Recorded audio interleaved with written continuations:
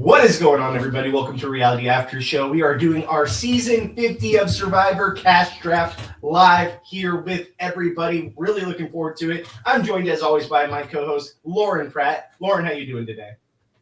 What's going on? Happy to be here. Can't wait to make my picks and can't wait to see what everyone else here selects as well. All right, so Lauren, why don't you go ahead and introduce us, since this is your baby. You got this all set up. You got everyone to join us. Why don't you give us a heads up of who everybody is? Well, we collected such a squad for this podcast. As always with us, we have Phillip from DONDI. Phillip, how are you?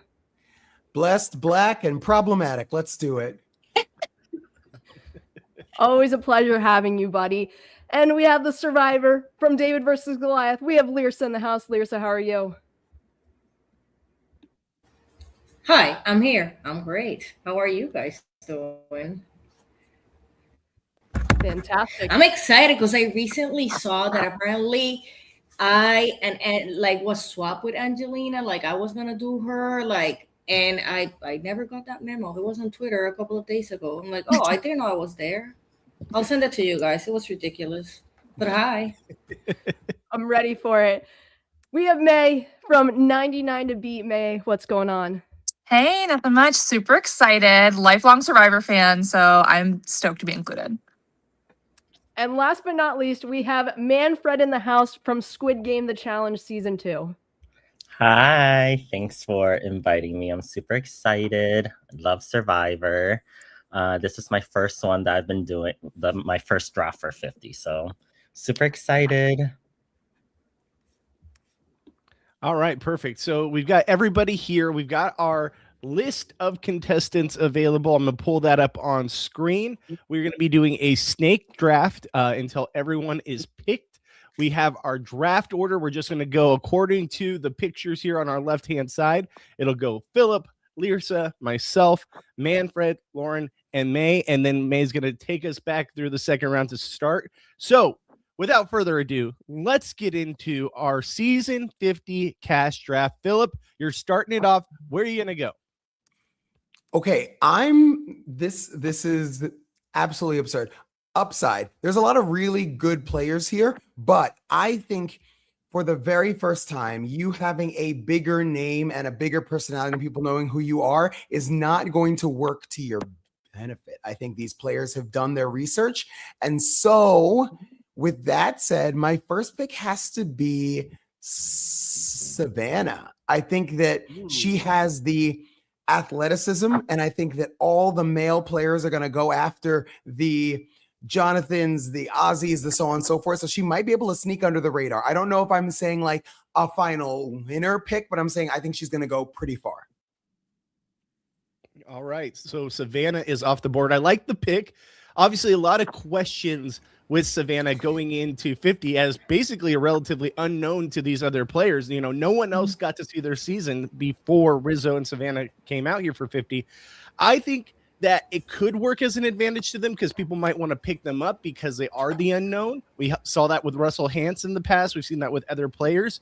But does that come back to haunt them, especially if this cast, which we've heard in, preseason promos, people kind of are on to that she might be the winner of 49 with the third winner there and a relatively unknown. Is that going to be a disadvantage to her? Let's see here. Manfred, do you have any thoughts on Savannah? I mean, I love Savannah. She's one of the few Asian winners, so I stan. No shade. I would not pick her first. Oh, no. Okay, guys, picking her first does not mean number one. I'll take all of the will probably be in like top 10. I'll take that all day, every day. Well, top 24. Here's my thing. I think she is an unknown, and whoever is on her tribe is going to have questions. In the meantime, they're going to keep her around till they get the answers. So I'm just thinking to myself, like, don't pick the person that goes home episode number like 1 through 3, which like I think she's going to hold on long enough that they're going to at least want to be like, I don't know a lot about you. And as we know with Savannah, she's an acquired taste eventually. So I think that might give her a few weeks to kind of figure it out. Aubrey, what's your Aubrey? I was looking at Aubrey's picture. Lyrsa, what's your opinion of Savannah going into 50? Do you want to know the truth? Always.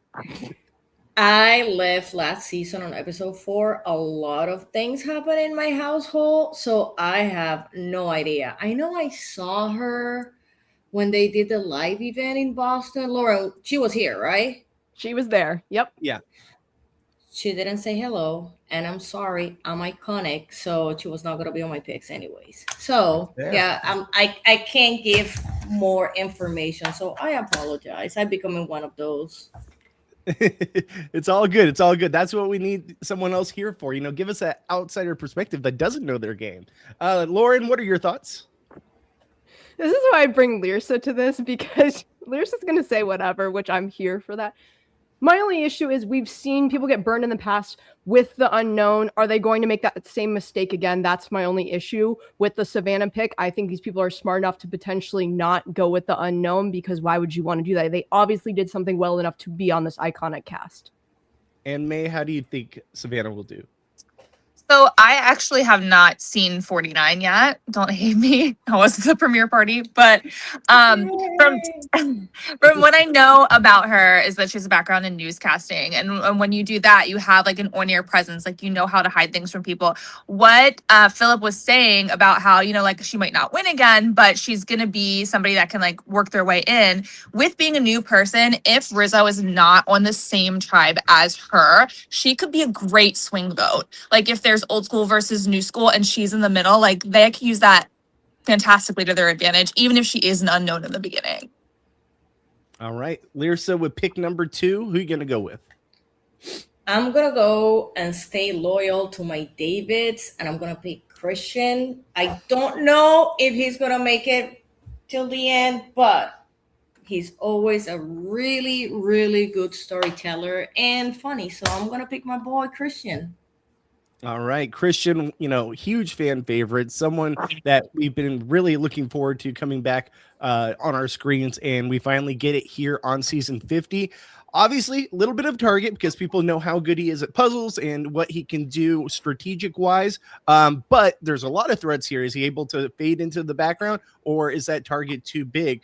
May, let's start with you. What are your thoughts on Christian? I'm sad. I love Christian. I always love, there's like certain types of people that they cast that I am always like rooting for them, and Christian is one of them. I love like the nerdy, quirky, like out there kind of person that doesn't necessarily fit in with the popular crowd. And I love that he can stand by it, and he is good at puzzles and he is good at strategy. Will he be able to work his way through the tribe? Who knows? But I think it's a solid pick, and he was definitely one that was on my list. All right, Lauren, what are your thoughts? Everyone loved Christian the first time, and so I think it's a fantastic pick. The only side that I'm thinking here is, can Christian play a different game than Christian did the first time? And that's what I worry about with some of these players. I think they might just stick to the roots and not change anything to adapt their game. And Christian's one of those people that I had on my list that I'm not sure if he can play differently than the first time. All right, Manfred, do you have any thoughts on Christian? Well, I'm pissed because I want to but I mean, everyone loves Christian. How could you not? He's so charming, and he has, obviously like that nerd archetype, but to still be able to fit into so many different crowds, like even like the Brochachos Alliance. I literally just saw his preseason interview today, and I was like, oh my God, I feel like Christian's going to do so well. So I think that's a solid pick. All right. And Phillip, to round us out, what are your thoughts on Christian? I love Christian just based on likability. I am always a big believer in whether you win or lose being memorable. And I think as soon as you say his name, everyone always goes, Christian. And you're like, you know what? That's a good sign. Like that to me is a good sign, because not a lot of players after this many years still have that. Normally regardless of whose name you say, everyone's up in arms and it's either I love them or I hate them. But like with him, you're pretty much in the middle. You're like, what a likable guy. Okay, cool, great. All right, so now it is my pick at pick number 3. I'm deciding, do I go team messy or do I go just team strategic? I really want to go messy. Go messy. I really want to go messy. All right. with my first pick, and I know this is not going to be, probably the top pick off the board, but I got to take him because I love him so much. Give me Coach. Oh God! Oh, Not that much. No. I'm going messy. I mean, how do you not love Coach? One of the greatest characters to ever grace our screens when it comes to Survivor. Like, if you really think about it, his first 3 seasons that he played, there was such a short amount of time compared to the amount of time since he last played to now. It's like a whole lifetime has basically happened for him. He's gotten married. He has kids. I want to see this older, refined Coach that seems to be coming in with a little bit of a chip on his shoulder, too, when we see all the promos. So I love Coach. I'm excited for it. I don't think he's winning, but I want to be Team Messi. So give me Coach. Let's start with Phillip. Phillip, what are your thoughts on Coach? Is he even medically clear to participate? I don't know. Okay. You have to objectively look at it. I know it's not as physical as it used to be, but scientifically, biologically, look at the age of this man where you're like, listen, he played really well, kind of. He played really well, sure. But the kind of game that Survivor is right now, what does a conversation between Coach and Rizzo look like? When Rizzo says, Coach, that is pure cinema. He's like, excuse me, what, sir? What does that even look like? What does his social game look like when you see Coach and Tiffany having lunch? What does that even look like? All right. I don't know, but I'm excited to find out. Yeah. Hey, let me know. What are your thoughts on Coach? I have always said, since I started watching Survivor, it's I want a season with just the messiest tribe ever. And on there would have been my all-time favorite Survivor, Shambo, Icon, and Coach, and just everyone that is just they're their own person. They're not even on a tribe. It's Coach. You know what I mean? So I love that every season he comes back, he has a new persona. There's Coach, there's the Dragon Slayer. I'm excited to see what comes for season 50. I don't know how he's gonna do, but I'm so down with Team Messi. All right, Lyrsa, as a former Survivor, what's your opinion on Coach? Yeah, I want to see Coach again, see what's going on with him, if he's gonna play what type of character he's gonna play this time. So I think he'll do good. I want to see that interaction between this leaning towards older, including me, survivors and the new generation, especially because the way they talk, I need a dictionary and I'm way closer to their age and have these people. So I'm really excited to see how those conversations are going to go. All right. And then Lauren, what is your thoughts on coaching playing in 50? I wanted Coach to fall to me so bad. I was over here hoping for it and you snagged him. Listen, I think, as you said earlier, Coach really could benefit because Coach played in such a short snippet of time and so much time has elapsed since. And really, truly thinking and going into 50, knowing that it's going to be the iconic season it is, do I think Coach is going to win? Probably not. But are we going to get fantastic television, amazing confessionals, 110%, and that's why Coach is there? Yeah, and to round it out for Coach, Manfred, let us know what you think. I actually feel like Coach is going to do very well. From what I've seen, it seems like everyone kind of sees him as a friend and wants to work with him. And something that I just thought about as other people were talking about, Coach fitting with a younger crowd was literally, I think, the beginning of 49 when there's this scene where everyone's like, this is fire, that's fire. And and first of all, but it is funny imagining Coach being around that and this new younger vernacular.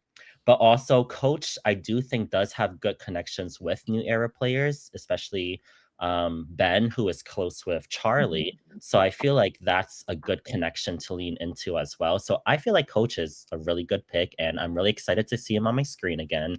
I feel like you can have Survivor 50 without Coach. So super excited just to see him play again. Yeah, give me the Dragon Slayer all day. Okay, you guys sold me. I'm a little bit higher on his prospects now. I was going Team Messi, but now I feel like maybe Coach has some longevity in the game. All right, right back to you, Manfred. What's your pick at pick number 4? I'm so excited that she's still available, but Don't do it. I have to pick Suri. She's Okay. like my favorite player ever. I love her so much. I love her social strategic game. And it's just crazy because no one has said they want Suri out first. And like, how do you play the game that Suri plays and still not get targeted first? It like baffles me and amazes me at the same time. And if I ever get on Survivor one day, she's exactly how I want to play. All right. So yeah, obviously Suri, I knew someone was going to take Suri in the first round. Like, how do you not? It's Suri. She's a legend of the game.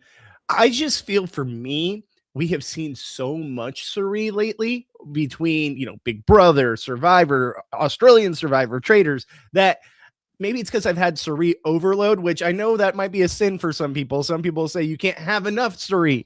But for me, I'm excited. I think she should be on 50. I just don't know how well she will do because of the fact that she has a big target. She's been on so many shows. People might want this to be their limelight experience, especially this might be the last time they play. Suri's had multiple opportunities. I could see that being a target on her back. Lauren, what are your thoughts on Suri? We say this on every podcast when Suri is on a different show or Survivor. You have to go for Suri early, and it never happens. So I'm just going to stick with that. Suri's not going to go early. We keep saying that is the smart move, but people choose to keep Suri around just because she is that good. Yeah, I agree with you completely. Phillip, what are your thoughts on Suri? I don't know. I think every time you come back to the game, you have to play it differently.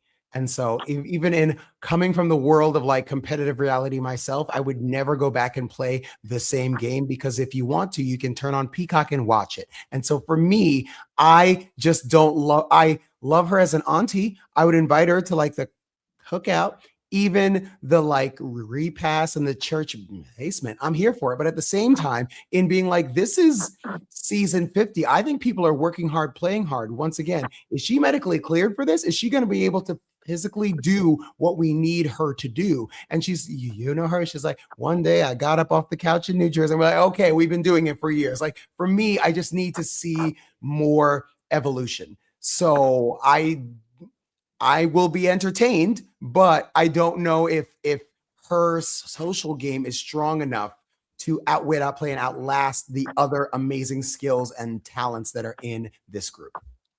All right, Lyrsa, what are your thoughts on Suri?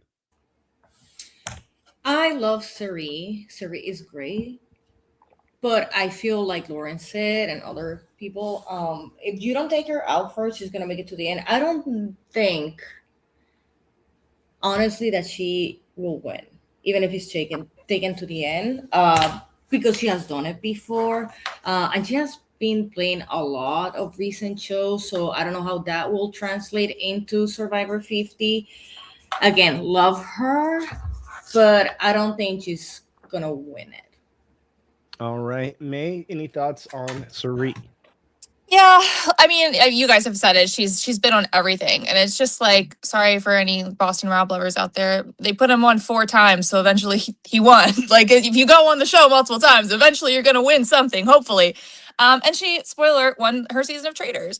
So now it's just like, oh, okay, she's okay, she's there. I think other players are almost going to like let her slide by, like she's not their main target. They're more worried about people that have bigger personalities or are known for being more like cunning and under the radar. And I think she's just going to slip through. Like Lauren said, they're not going to target her early in the beginning, so she's just going to play more of a passive game and make it through just because people have other goals and other targets in the beginning. I don't see a world where she wins, but she can definitely make it to the end, in my opinion. All right. And Lauren, tell us your thoughts on Suri as we round up the discussion of her. I already got you with my thoughts, but I'll make my pick. Oh, sorry. Who would I leave out? Was that everyone? Yeah, that was everyone. I'm trying to update the picture right now. I'm trying to figure it out. So I'm like listening and doing it at the same time. No, listen, you were coming to me for my cue for my pick. It worked out great. You're fantastic. We got this. Lord. All right. So, I thought maybe I'd go sleep around one. I changed my mind as we progressed down the board here, and I cannot let this person slip. I have to take Genevieve off the board for me here. Because I could see, I think May was waiting on this potentially. And the reason why, No. badass player, I'm excited, only person from her season. She does not have anyone else there with her, unlike season 46 and season 48, which I think is a huge benefit because when you come in with 3 people from a cast from 2 recent seasons, that makes me take pause. So I think as a solo, can easily get scooped up, put into an alliance. I think she's going to come in with a more softer approach potentially and has learned and gone back and done the research and watched her game flawlessly to come back for season 50. I think she could not be more prepared. I absolutely disagree in the fact that I think she's in some real trouble. Because here's the thing. She's one of the newer seasons that was in front of all of these people. Yes, 48 came after, and they did see 48. But who from 48 are you really fearing besides maybe Kyle because he won it all? I mean, yeah, you could put Camilla up there too. But really, Genevieve was looked at as a mastermind of her game, right? Like she would have won had she got to the end. This is fresh in their minds. She has no one else out there to work with. Like the 48 people have 3 of them there. She's by herself from her season. I think that puts a big target on her back. I think that she's in that weird spot where she didn't win, but she's new era and is known as a strategic mastermind. I fear for her in that game. Lyrsa, any thoughts on her, on Genevieve? I had the chance to meet Genevieve while they did their viewing of her season here. A delightful person. Oh my God, love her. I'm really excited to see her game because I think that in the end of her season, she realized that you do have to involve your emotions. You do have to connect more with people, and with that learning experience, I think she will apply it on this season. I'm upset that she got picked because she was going to be my next pick. So I'm really rooting for Genevieve here. All right. Manfred, what are your thoughts on Genevieve? I love Genevieve on her season.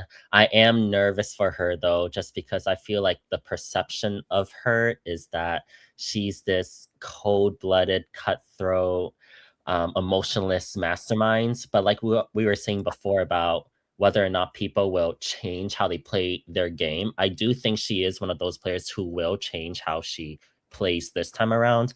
So I'm very curious to see if she decides to play with more emotion and how that looks for her game. So I'm super excited to see her on 50, but I'm also nervous for her. All right. And May, I saw you had a big reaction when you saw that Lauren picked Genevieve. What are your thoughts? First of all, I'm done. I quit. No, Genevieve was like my number 1 pick. I think she is just so smart. She has such good instincts. And sometimes, like you were saying, you're worried because she doesn't have anyone else out there with her. Sometimes there's power in being alone. You're not drugged down by what other people want to do. You have room to move. You have those options to sneak into those little nooks and crannies and be that +1 that somebody needs to turn a vote. There's power in being that person. And with her ability to just read people and her instincts and her mastermind, like I think she has a very, very good chance of making it a very, very far way in this game. All right. And finally, Phillip, what are your thoughts? I mean, she's a good player. She's athletic. She's smart. It's just a matter of whether the older era players have done their research. As a whole, I think her haircut is really responsible. All right. May, now you got 2 picks in a row. What's going to be pick number 6 and your first pick in the first round? Oh gosh, I've put no thought into this. I usually just go off of vibes, and I always am horrible at drafts. So I'm sorry if you're on my team because you're most likely going early. But this person, I remember rooting for her when her season came out, and she was just like a badass woman that just kept winning and winning and winning and setting records and setting records. And it's Chrissy. I think she absolutely should have won her season. She's excited and chomping at the bit to get back out there. So I have to have her on my list. All right, Chrissy, someone who I think definitely deserves a second chance of the game after she was basically screwed by production and Jeff when it came to the biggest twist ever of adding fire to that final fire making competition. I think it was long overdue. I think 50 is the right place for Chrissy. I do think she's in a good spot because who's really coming after Chrissy? Even though, yes, she's looked at as someone who's very strategic, it's been so long since her season has aired. And now you have all these bigger targets around you. And from what we've heard in the preseason press, a lot of people seem to want to work with Chrissy and see good things and good potential working experience there. I think Chrissy could go far. I don't know if she wins it all.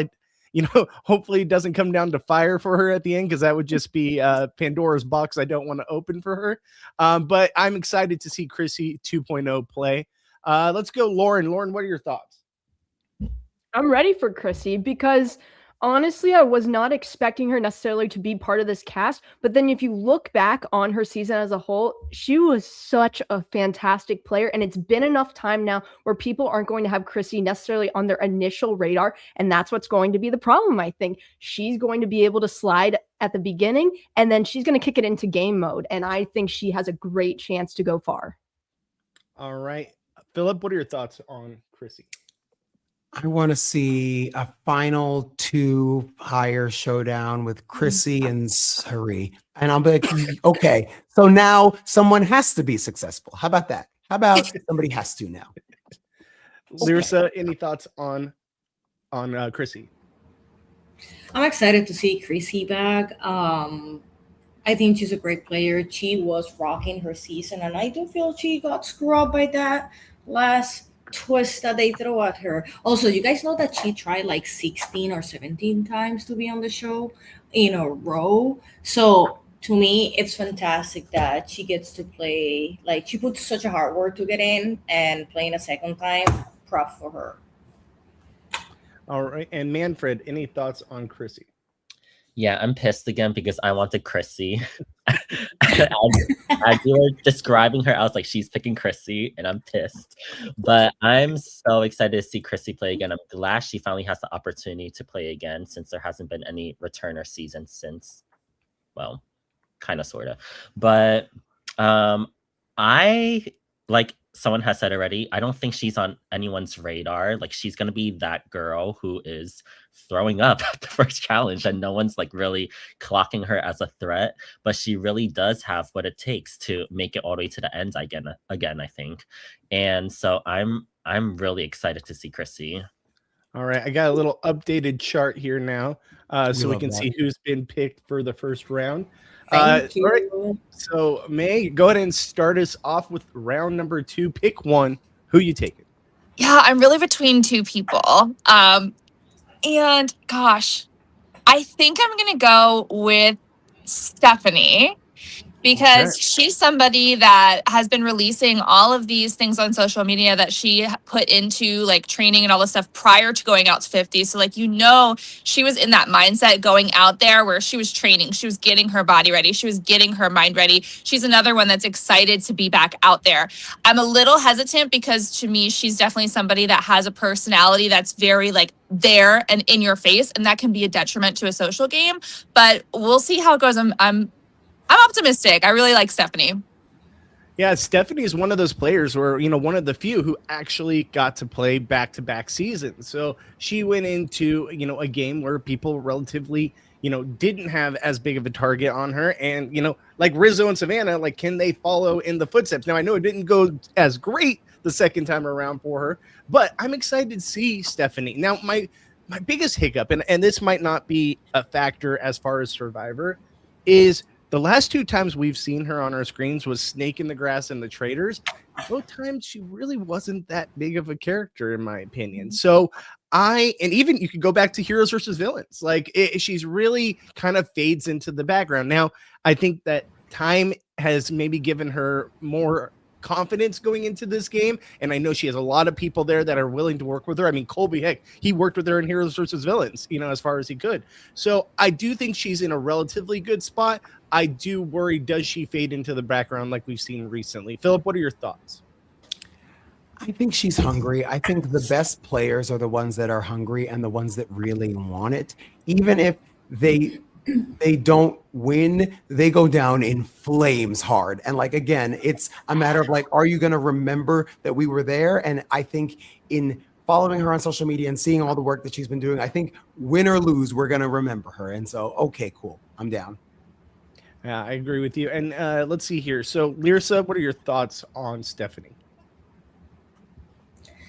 Well, Stephanie has never been one of my favorites cast member players.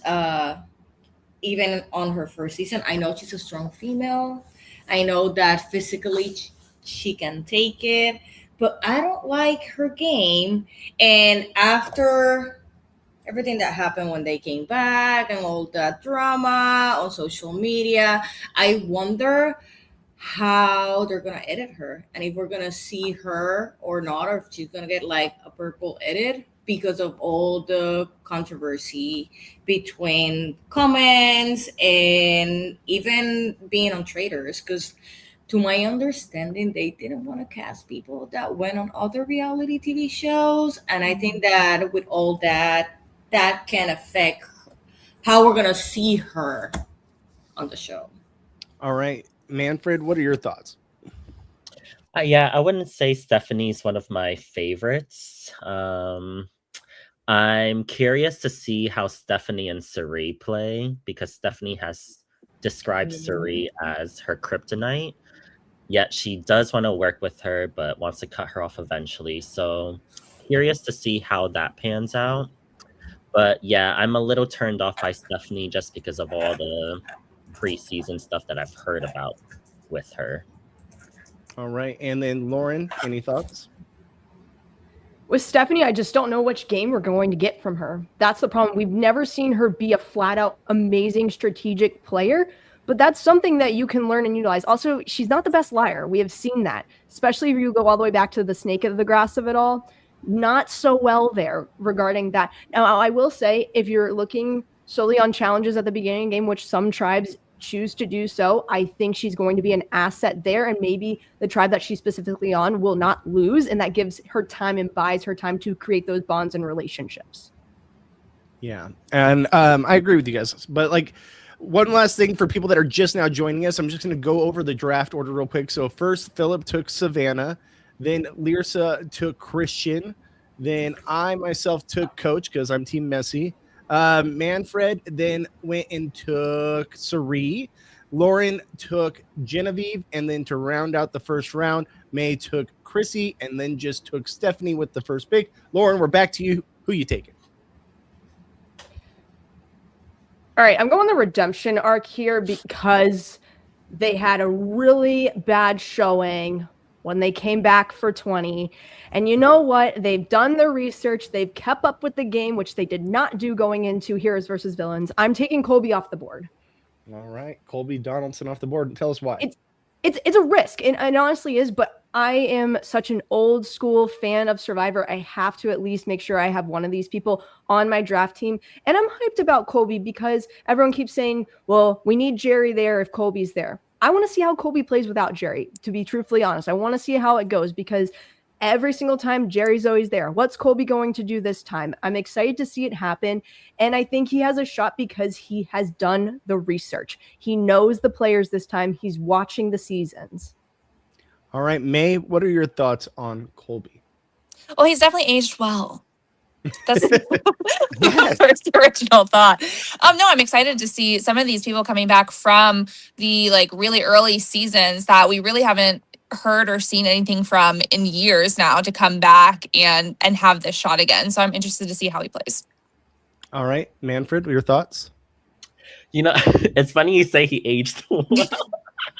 Because the first thing I was going to say was the first time I saw a photo of him for like Survivor 50 promo, I was like, oh shit, he aged. He's got a couple extra wrinkles. His hair looks a little lighter, but he still looks good. So no shade. He still looks good. He's still hot. But yeah, I'm curious to see how Colby will play for the first time without Jerry. And is he going to still be a challenge beast, or is he going to flop like he did in Heroes versus Villains? I want to see that. I'm excited to see that.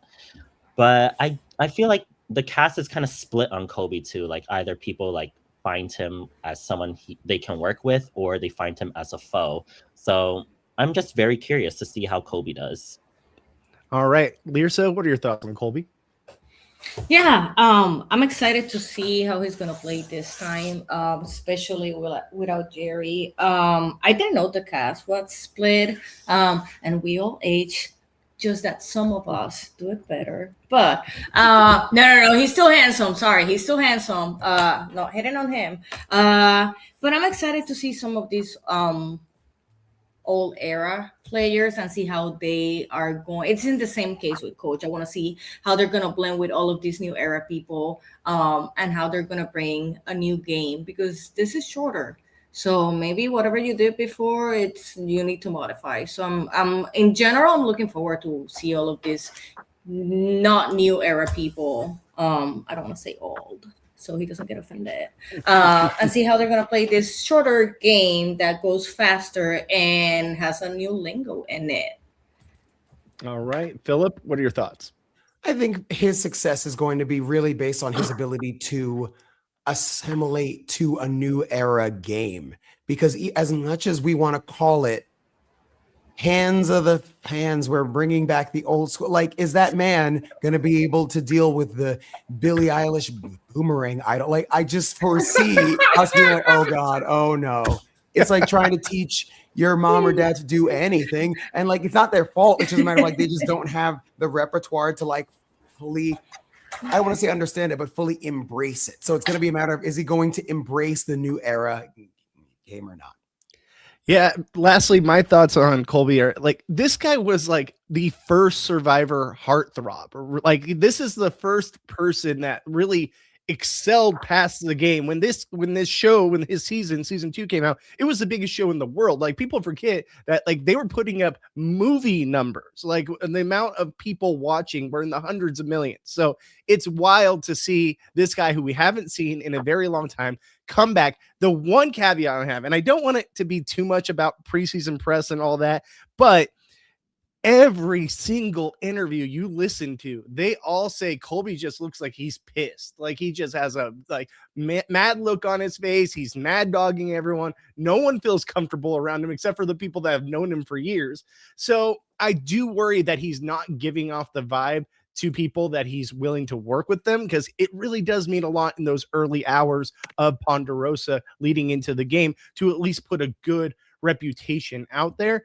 Having said that, he said that it was one of the best experiences he's ever had playing, and we'll see what happens from that. You know, there's no spoilers there, but hopefully that means good things, because I want to see Colby as long as I can. Like, how do we not get Colby, you know, what is this, 4.0 one more time?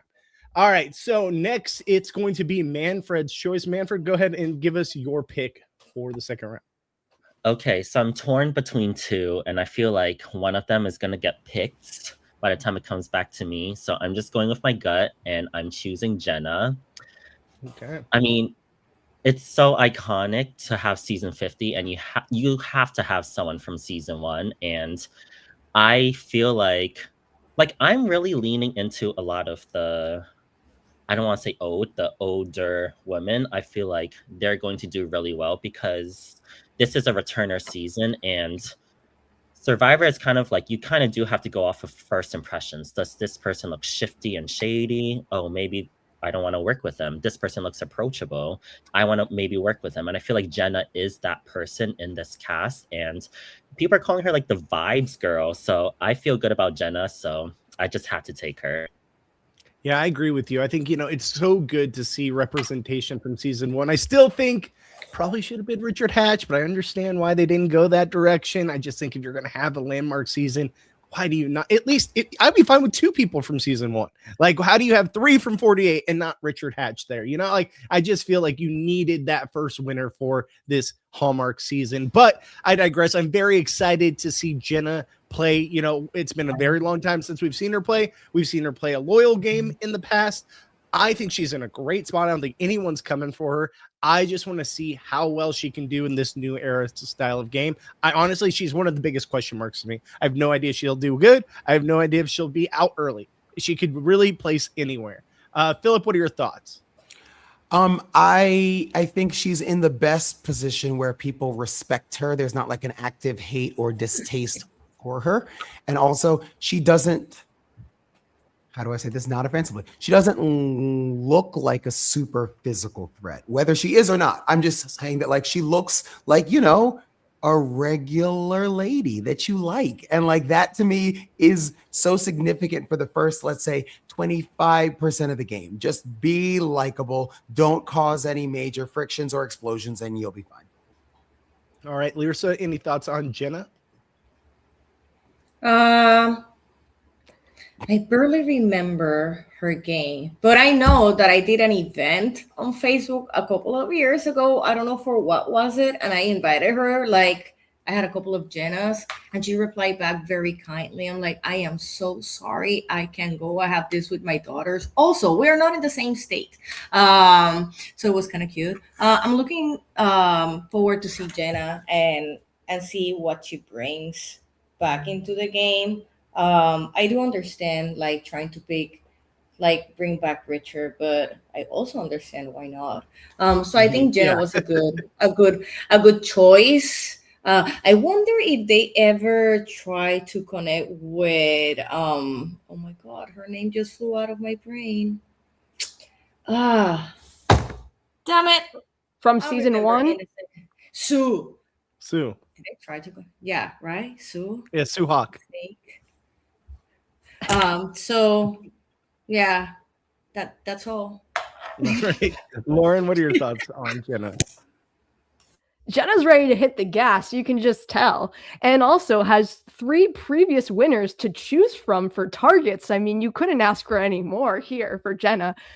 I'm mixed on Jenna, personally. I think that if she's able to get through the first couple rounds and really find her clique of people to work with, because we saw that in All-Star, she had her squad and was able to ride that squad all the way through to the end. If she's able to do that again, I see her going very far in the game. All right. And May, last but not least, what are your thoughts on Jenna? Yeah, I don't really remember her like at all. Like I'm Googling her right now to try and see if any of the pictures like jog my memory. And they really don't. Her eyebrows do look a lot better in the promos than they did in her original season. But that was like what, early 2000s. So they were over plucking a lot back then. So no game opinion. No, sorry. All right. Sounds good. All right. So that was Manfred's pick of Jenna. Now it's my pick. All right. So I want to stick to Team Messy because I already committed. I don't want to go that messy. Looking at this board here, there's a lot of messiness that can be had, though. You know, I don't know if this is really messy, though. So, but I want them. I'm going to take Rizzo. Give me Rizzo. Do it. I just, even though it's not super messy, he can be kind of messy at times. And I just love the kid, man. Like, I know everyone's in every single interview you hear, it's, oh, the Riz God. Oh, Rizgod, Riz God, baby. That's all they know about this poor kid. Like, really, they did him dirty in production by leaving that as like his only clip in the promo for 49. Having said that, though, the kid is very good at the game. We saw what he can do in 49. Do I think he got lucky that people didn't take the shot and were afraid of his idol? Absolutely. But he did enough to get himself as far as he could, where he eventually lost in fire making. And there's, you know, that's all you can do is get there. I think he could go on a real run, especially since he's unknown and he's not the winner from 49. I think that it has a big advantage for him. Give me Rizzo. Lyrsa, what are your thoughts? Well, you just spoiled his season for me. I didn't know that he won on fire. So thank you. No, I'm joking. Honestly, I'm one of those older people that when he started talking on his season, I had to Google a lot of shit. So I wonder how the 40 plus crew is going to have conversations with him, right? So that's gonna be entertaining. I also didn't understand how far he got, but also I didn't watch his season, so I'm sorry, Rizzo. Sorry. Did he name himself the risk god, or was the people? No, that's the worst part. He named himself that. He came in with that, no, and you're like, can't. wait, that's the worst. No, you don't do that. You don't give yourself a nickname, kid. Like, not in this world. So, okay, now I'm glad I didn't watch his season completely. Sorry. All right. I'm here for all the honesty. Lauren should have told you that. I don't have a filter. That's why you're here. That's why 100% why I asked you. And I'm containing myself. All right, Phillip, you're up next. What is your opinion on Riz God? I think that Rizzo was relatable and a source of humor and good vibes in the 49 cast, in also looking at his age versus the other cast members. This cast, there's quite a few of them, probably let's say a third of them that are twice his age. And I don't even mean like a few, I mean like twice. And so in turn, that might be too big of an age gap to take Rizzo seriously. I'm not saying he's a good or bad guy. I'm just saying to actually take him seriously. It would be like any of us. Well, I don't know if you guys have a lot of experience, but like in talking to like a 19-year-old right now, it's rough. It is rough. And it's hard to take anything they say very seriously because you're like, oh, you don't know anything. Okay, this is weird. And so I just imagine the Aussies, the coaches, all them being like, oh, no, this is not it. Yeah, and just real quick caveat to what you said, like I completely agree. I work with like a bunch of 20 and 21-year-olds, and like I can't trust anyone that wasn't born before 9/11. Like you just have not lived. Like I'm sorry. So it's just like having a conversation with them is like I completely agree. It's like a whole different world. So having said that, let's go to Manfred. Manfred, what are your thoughts on Rizzo? Yeah, you're clearly picking based on mess factor. He is quite the polarizing character. You either hate him or you either love him or you hate him. I'm 30 and I'm kind of sick of Rizzo. It's like I just can't deal with someone like that, and I doubt most of this cast can deal with that either. And also just the whole, these two people from 49, they're on here for a reason. I think he's going to struggle out there, but it'll be interesting to see how he plays. I think he's a bit delulu. He thinks he had a great social game on 49. I don't agree with that, but yeah, he's great TV. That's all. That's all I'm going to say about that. All right, May, what are your thoughts on the RIZGOD? I'm torn. Like my thoughts are torn because like obviously he made it really far. If he would have made like not lost to fire, there was good odds that he could have won that season from what I heard. I did watch the finale episode. I just didn't watch the rest of the season. But everything that I know about him from promos is just this RIZGOD like persona, and guys like that are like a sea of red flags to me. Like they just piss me off by existing because they're so like overly confident in themselves. And what kind of honestly pisses me off a little bit more is that he had the game to back it up, which is like the worst thing. So I don't know. Like as a person, I probably don't like him. As a player, will he do well this season? It really depends on the rest of the cast. I think he's the youngest player there. And like you guys are saying, it's like, will these original old school players want to work with him and use him as an unknown, as an outlier, or will they just be like, yeah, I have no idea what this kid's saying, get him out of here, you know? So it could go either way. All right, Lauren, and to finalize Rizzo, what are your thoughts? I'm kind of in the same boat as May, and here's why. Because the main reason I believe audiences that watched the season enjoyed Rizzo was because of what Rizzo was able to utilize and do with the idol. I don't foresee that happening in 50. If the idol is not in Rizzo's hands in 49, I don't think Rizzo's on season 50 whatsoever. I think that was a huge part of the game and why people had the suspense that they did, because it was unknown. Is Rizzo going to play? Is Rizzo not going to play? And we saw that round after round, and it was very impressive. But I don't foresee Rizzo having an idol in 50, and I don't foresee it going that direction. So I'm not seeing the whole overall pinpoint of, is Rizzo going to be successful? I just don't see it happening, because you would have to see the same game, and we're not going to see the same game. All right, so Lyrsa, it's your pick now for pick number 2 in round number 2. I updated the board for you, so it should be up to date. Who you can take? Finally, I feel like I haven't picked in a while. I only have Christian, right? Yes. Yes. Okay, so I'm gonna go. The last few drafts I have done, have gone based on eyebrows and dimples, Period. and it worked. I think twice, Lauren, I picked the correct people, or at least once I picked winner. You based kicked on my that. ass one round for sure. You did.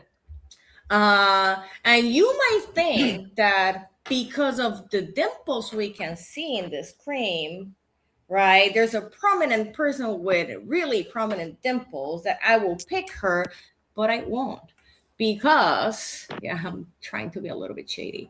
I'm gonna pick my Latina friend D, because she never said Latina to me. So I'm gonna pick D. I like the way she pronounced cafecito, because we pronounce it the same way.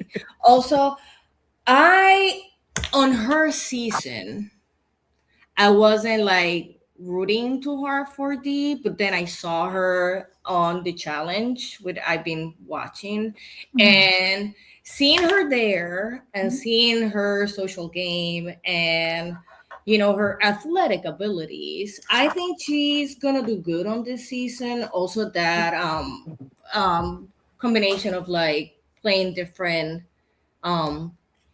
shows, channels, I don't know how you call it. I think that playing the challenge could have given her more of a strength as a player that other players don't have. And yeah, I need a strong female on my roster with Christian, so I'm gonna pick D, and hopefully someday I will have cafecito with her with some croquetas. As far as D, like, arguably, I don't even know if you could say arguably, the best winner of the new era, right? Like, she has a massive target on her back. One of only 3 winners. She's got one other person from her former cast out there in Emily. I just think that D is in a place where, yes, I think she can rise above it. And I would think that the other 2 winners might even possibly have a bigger target just because they're newer. One's unknown and one just won. But it's just hard for me to get past the fact that she is the best new era winner so far, and one of the best winners in the game's history, in my opinion. I worry that that's a big enough target. People are going to be like, listen, we want to win this money. You had your money. You had your time. It's our time now. Phillip, what are your thoughts? She was going to be my next pick just because of her work on the challenge. I think that if you're talking actual skill-based competitive reality, Survivor is going to be your number 1. If you're talking alliance social game reality, the challenge is probably going to be number 1. And so I think in getting to step away from the island, go do the challenge, be messy, make out with everyone, do the alliances, do the thing, and then come back to the island, I think she's only going to get stronger. And so for me, she was definitely going to be my next pick. Speaking of messy Manfred, what's your opinion on D? I like D. Like we said or established already, she is one of the most dominant winners of the new era. It's a very big target, but I mean, the game of Survivor is always shifting, and sometimes after a tribal council, someone becomes valuable to you. And I'm curious to see if anyone feels like they need D in their game and want to keep D in the game to maybe insulate themselves or use her as a shield, because they're always going to have a bigger target than them. She's already won $1 million and she's done other TV shows. So I feel like She has a good social game, and she can make it pretty far in this game despite being a winner and having that target already. All right, Lauren, what are your thoughts on D? D is hardcore. I'm happy if you're going to put a winner out there that she's one of them that they chose to select from the new era. I think it's a perfect call. I also think that she sits in a better spot in comparison to the other two winners that are also going to be out on the island with her. She can do the challenges. She is strategic. She is social. I think people will utilize her for votes. How long will they utilize her? I don't know, but they need to be smart about it because you might only be able to use a couple to get numbers on your side, and then you have to clip her because I think if you do not clip her, she can get to the end and she could easily convince a jury why I can win the game again. All right, and May, last thoughts on D. For D, I thought D's season was kind of like one of the more boring seasons just because like her sorry. Because like there was no like suspense. It Like, was. is this person gonna flip? Is this person gonna flip? No, it was just that alliance like going, and then she won. So like to me, it was boring. But what you guys are saying is like she's such a prominent winner. Yes, because I don't know. I don't have that many thoughts on her, and it could be a negative coming from the challenge house back onto Survivor because like you said, those are two different games. Is she going to be able to like change her mindset to be like, okay, now we're back in Survivor and now I need to shift to play this different game? So I do think she will do well. She is a great player, but no real like fond memories in my mind of her. All right, and as someone who doesn't watch the challenge, apparently I need to watch the challenge with D in it because apparently that is a different version of D that we haven't seen before. All right, Spicy. So It's different. good. So different. all right, Phillip, you're up next to end the second round. After this round, I'm just going to put this out there. We'll try to kind of speed run the last two rounds since we're already an hour in and we still got 2 rounds left. So we'll just try to do a quick statement each on the remaining players after this pick, and we will just speed run it. So go ahead, Phillip. Sweet. My call is short and sweet. I'll tell you why. I was between two, but I have to go with Joe. Okay. I know, but here's why. If Jonathan wasn't there, I would stay away from Joe. But the idea that Jonathan and Q and Ozzy are there, Joe is all three of those put together without the ego. And so for me, I think if we come down to a merge situation, Joe's another just good, nice guy. I'm also very interested to see how he plays with Eva not there, in knowing that like he's going to be that protective dad role, but I would rather him be that protective dad role for the tribe because that will help him instead of just for one person. All right. Yeah. Joe is such a nothing burger, in my opinion. Like, no shade to him, right? But why do we need Joe on 50? Like, Oh, he shouldn't okay, be on 50, but if he's here, Yeah. You're an all-star, sure. But like here, I'm sorry, I just don't get the Joe hype. I get he had the cool moment with Eva, and that was very nice and sweet, but he just doesn't really play the game well. And I'd rather see more people from earlier seasons be able to play this and not just 3 people from 48 making up almost a quarter of the cast. Like, I don't need that. So I could have done without that. I could have done without a couple of these people in the new era, to be honest. But if we're going to have him, Joe, he's going to probably get far. He's going to play a loyal game, yada, yada. Lyrsa, what's your thoughts? I did saw Joe's season, and I didn't understand how he got so far with that relationship with Eva and how nobody, like, I don't know. I found him boring. Sweet man. Yes. Very sweet man. Very, like, his empathy levels are like through the sky, but he was boring to me. And I would have voted him out because he was a strong like dude. And yeah, that's what I have to say. I found him boring. So good luck, Joe. Bring more energy. Be more sassy. Be more out there. Be a little bit like, not that empathetic. So, I don't know. Like, be bitchy. okay, I'm only gonna throw back the insight of when you are a more athletically fit individual, you need to temper down everything else in the game. I just don't think it's a lot. Like, I don't think you're allowed to be a lot and muscular and athletic. I think you have to like pick one, or else everyone's like, that's a huge threat. Like, I don't know how by episode 11, I was like, I'm still here and I don't know how or why. I don't know how, but it's because I just toned it all down slightly to make sure that no one else really knew. So like, it was fine. I don't know. All right, May, what's your thoughts on Joe's game? I think he's clearly like very in touch with his emotions, empathetic, as you guys were saying. For me, like if I was playing the game and I saw that Joe was there, I'd be like, all right, great. If I can get this man wrapped around my finger and connected to me on an emotional level, then he's fantastic for my game. If I can't do that to him, then he's nothing to me and he needs to go. So from a player standpoint, who is he going to vibe with? Who is he not going to vibe with? And I hope that the people that realize that they're not that to him, cut him. All right, Lauren, any thoughts? As May said, if Joe's on your side, fantastic ally. You want that. If not on your side, figure out a way to get him out because he's clearly not working with you. I will say, Joe, this is your opportunity right here. Give us a villain era. Do a big heel turn from your original season. Let's see it. Yes. I Joe's love on the punty side. We can say that here, right? You can say whatever you want here. HR department is Jonny Fairplay. I think you're good. I think you're fine. I know. All right, Manfred, what are your thoughts to end on Joe? I mean, I would live for a cunty Joe. Honestly, I don't think that.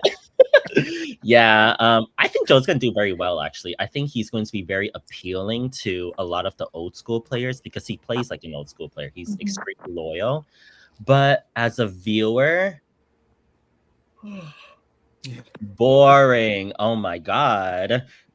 If he's going to play the same game, which I think he will, then really tone down the Joe edit because it's boring.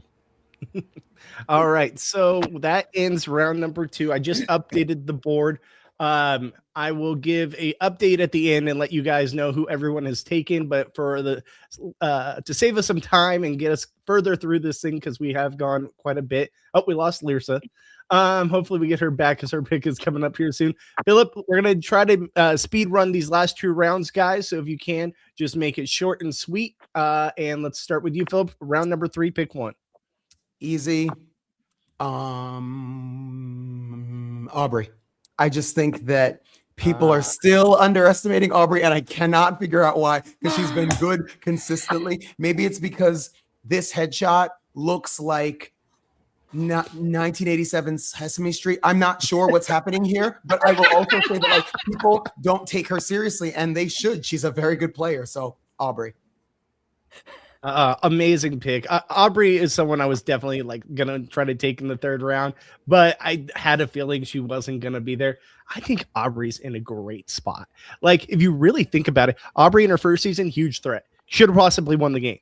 Season, her 2nd time and her 3rd time, kind of a background character. Even though, yes, I know chat, she got to the final 5 in Game Changers. It still wasn't a memorable edit for her. I think she comes in a great spot. She's a mother now. I'm really looking forward to seeing this version of Aubrey play the game. May, what are your thoughts? I really liked Aubrey. She's somebody that I personally connected with watching Survivor. So I've always been rooting for her. She's one of the people that is very smart, very strategic, and I'm excited to see where she goes this season. All right, Lauren. Aubrey's there because of how strategic she is. Now, what type of gameplay are we going to see? Are we getting, the edge gameplay? Because that didn't work out for her target, but that was because she was playing with predominantly newer players. Since the whole cast is on an equal foothold here, I think she will be in a better position because the other 2 times she did very, very well. And so since everyone has played and they're here, I think she will be able to strategically insert herself and make a good run. All right, Manfred, what are your thoughts? Yeah, I wanted Aubrey, damn it. But I'm really excited to see her play again. And I do think she will be underestimated since she did not perform so well on Edge of Extinction. I love her so much. She's a strategic queen. She clearly has what it takes to be able to win a game. And I hope she can make it to the end because I think she has a good chance of winning if she can make it to the end. All right, Lyrsa, last thoughts on Aubrey before your 3rd pick.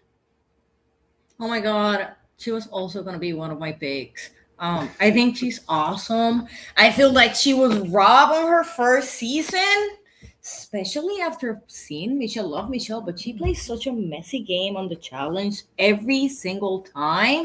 So I don't know how she. I can't remember how she won Survivor. Anyway, so excited to see Aubrey. I can't believe I'm older than her. She has great glasses and eyebrows, and I'm so looking forward to see her on my screen. Love her. All right, Lear. So who's your pick going to be for pick number 3 or 2 in the third round? Oh my god. So let me see who I need now. Everyone's I need available somebody. but Aubrey. I know. So sad. I'm gonna pick somebody that I feel will. While I don't like his musical choices, because they're too like white bland chicken for me. He is one of my fellow Massachusetts people, even though I'm not one from Massachusetts because I'm from Puerto Rico, more like Jam. But I love him. He was also robbed. So I'm going to pick Charlie. I think Charlie is going to do so great because he can blend with older crew.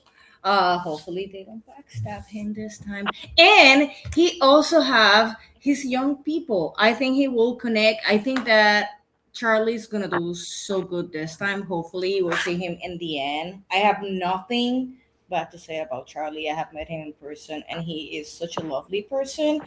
Again, I disagree with his love for Taylor Swift, but that's a personal choice. I'm a Bad Bunny girl all the way down. So yeah, Charlie and Charlie. Yeah. All right, so Charlie is off the board for Lear. So I mean, I love Charlie. Charlie, how can you not like him? Plays a great game. I do think I completely agree with you that he was robbed, but I do think that he kind of comes in here with a little bit of a lower threat, even though he should have a massive target. Will that play out? Does he have any connections? You know, how is it going to be being on this season with Tiffany and Q from his, former game on the season with him? Where does he fall in that target territory? Very interested to see. May, let's start with you. What's your opinions on Charlie? Yeah, I mean, Taylor Swift got a ring. Now it's time for Charlie to get that win. No. I love exactly what you said, that he has these younger people here that he can connect with, and he can also bridge that gap to the older crowd that is playing this game. So hopefully he realizes that and uses that to his advantage. Don't think he's going to be one of the people that we're going to see right out of the back getting like this huge edit, because there's other personalities and other people that are just a little bit stronger than him when it comes to like an episode edit. But I do think man, I say this about everyone, but he definitely can make it far in this game. All right, Lauren, what are your thoughts?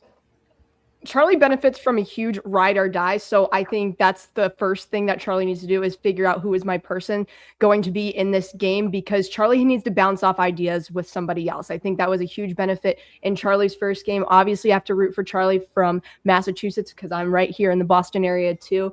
And I think it's really just going to depend on where Charlie falls and who Charlie ends up working with. But I do see upside for sure. All right, Manfred, thoughts? I feel like they need to get Charlie out early, but I don't think it's going to happen because he's going to have a really good social game.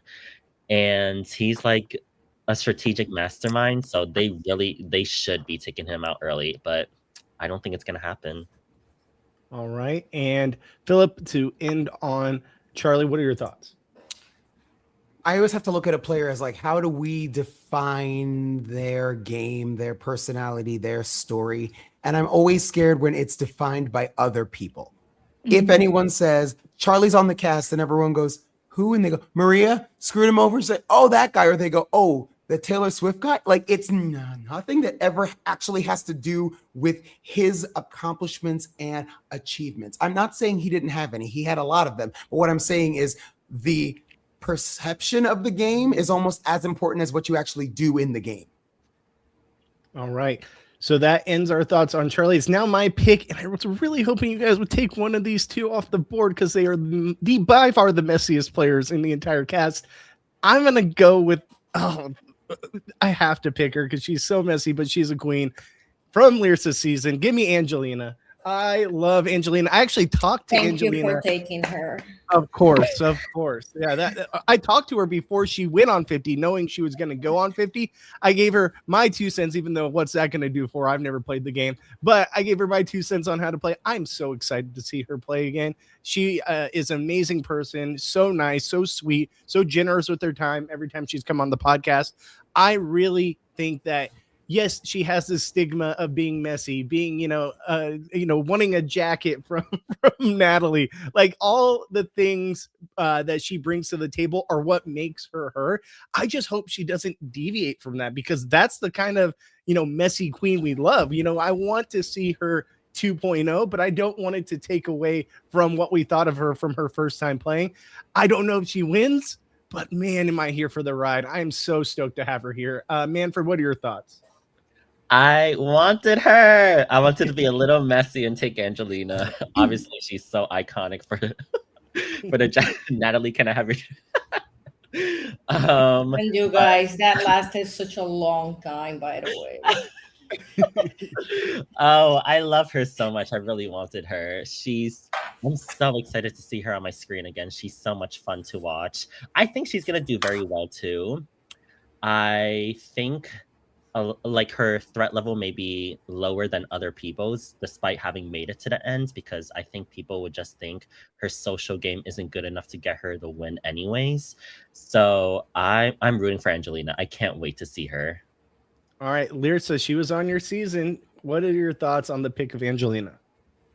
Well, hopefully she brings a better jacket this season and not the weird stuff that she had that never dried while we were there.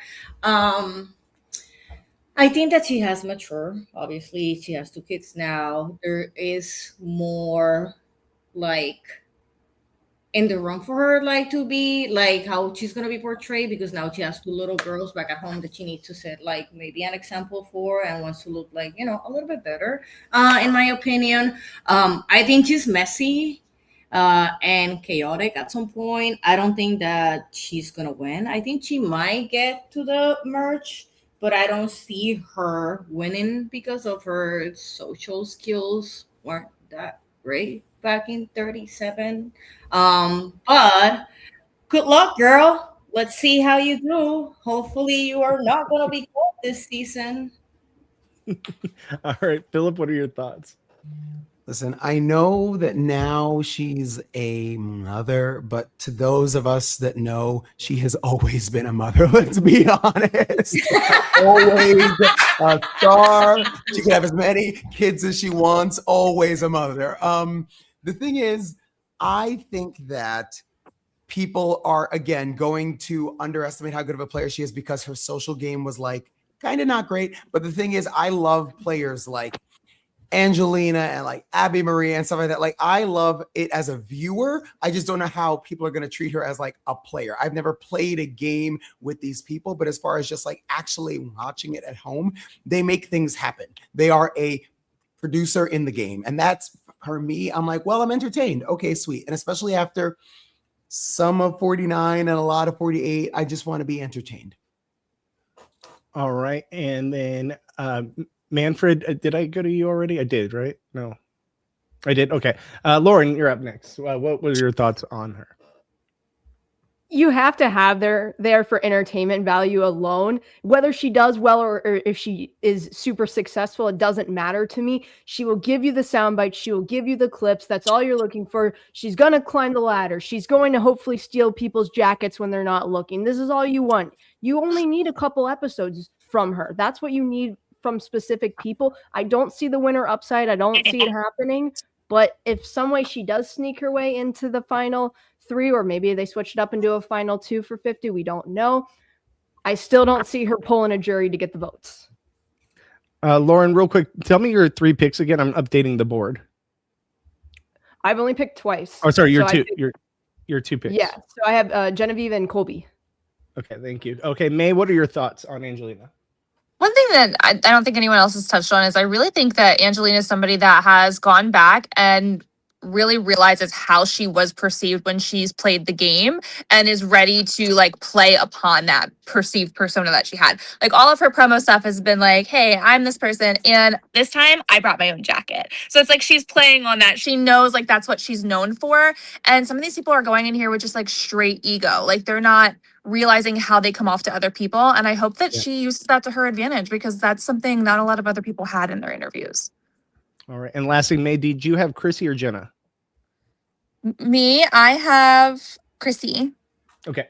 I got it all updated. I'm going to update it here in a second. But as I do that, Manfred, you're up next. What's your pick going to be for the third round? Okay, so I'm going to pick Tiffany because even though there are 3 people from Survivor 46, I feel like she's the one coming into this game, not just from that cast, but within this entire cast with one of the lowest threat levels and one of the worst placements. Sorry. Even though she did pretty well. A lot of people here have made it close to the end or the end. And I just think she has a very low threat level and that a lot of people want to work with her. And if she has to throw people under the bus from her season, Q and Charlie are way easier for people to want to target than herself. Oh, 100%. I think she has the lowest target out of anyone on this cast.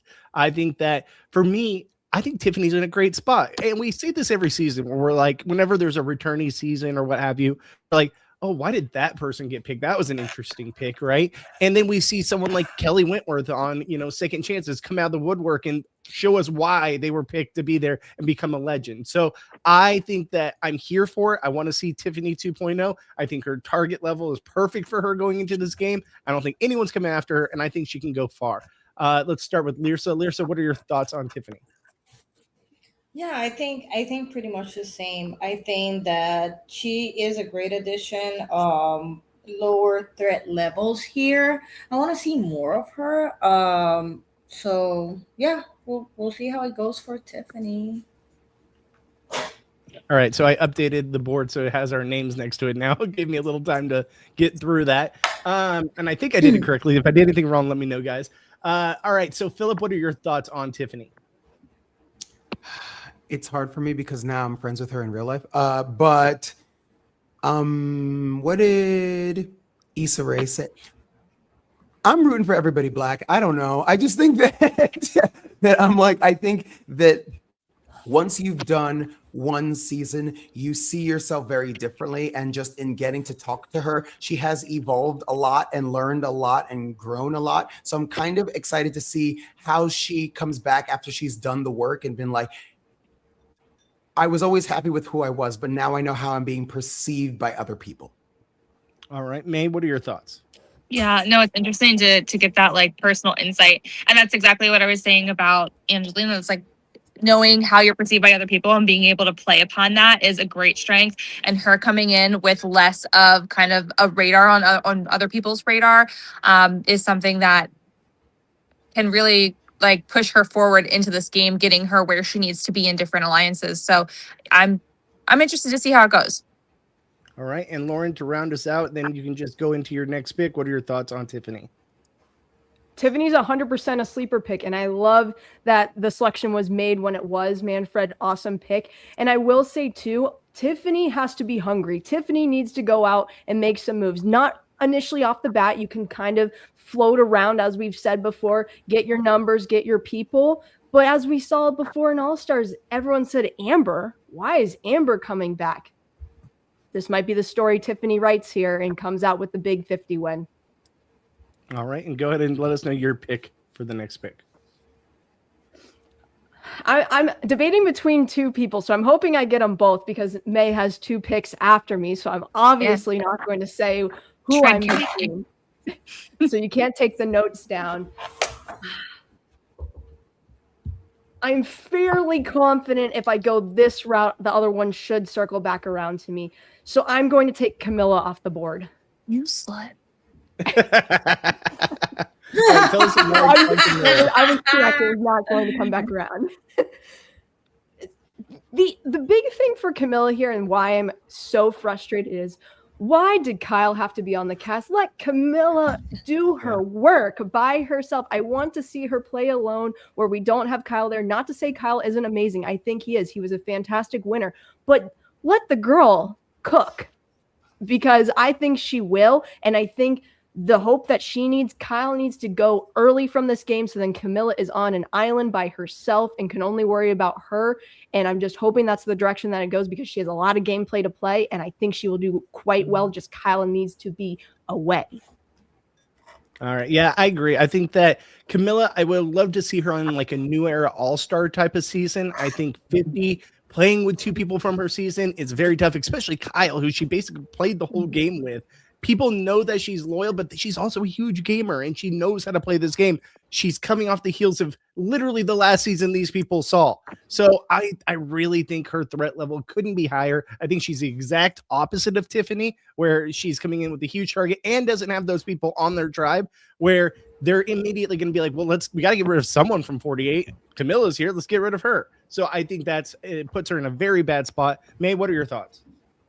Next time we do a draft, Laura needs to be after me. But she was going to be my next pick. I do think it's bad for her to be seen as a duo with Kyle, especially with Kyle coming away with the win instead of her. I want this for her. Like, I want her to have this opportunity to like play solo. So I'm hoping she gets it. And that was the vibes that I was going off of. All right. And Manfred, your thoughts on the pick?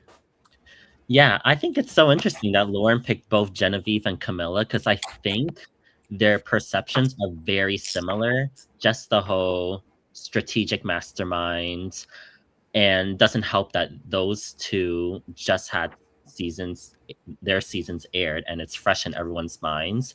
So I think Camilla may struggle. Obviously, with the relationship with Kyle, they're going to cut Kyle, and then I feel like Camilla might struggle to find her way into some alliances where maybe she's a number, but she's at the bottom of an alliance. So I think she may struggle. I don't want her to. I love Camilla. I hope she does well, but I'm scared for her. All right. And Lyrsa, your thoughts on Camilla?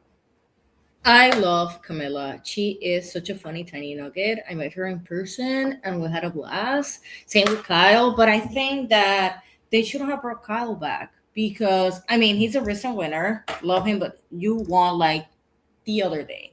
And I want to see Camilla shine by herself. Like, she was like in a way like shadowed by Kyle, even though she was doing a lot of the work behind the scenes. So love you, Kyle, but I want Kyle to go early so we can see Camilla shine and maybe take that win home. All right. And Phillip, let's hear it. What are your thoughts on Camilla? I love her. I've gotten to hang out with her more than once, but I just think that I'm interested to see how she plays. And I know that the philosophy is let her cook without Kyle. But my question is, can she cook without the right ingredients? Is she just going to be able to pull it out on her own? And I'm not saying she can or she can't. It's very much like Joe or anyone else where we're like, but like, what are they going to do if they don't have that there? So I'm very interested to see what's going to actually happen with her. All right. So May, you got you got your first pick of the third round. And right after that, you'll have the last pick of the fourth round for yourself. What's your thoughts on your first pick of the two?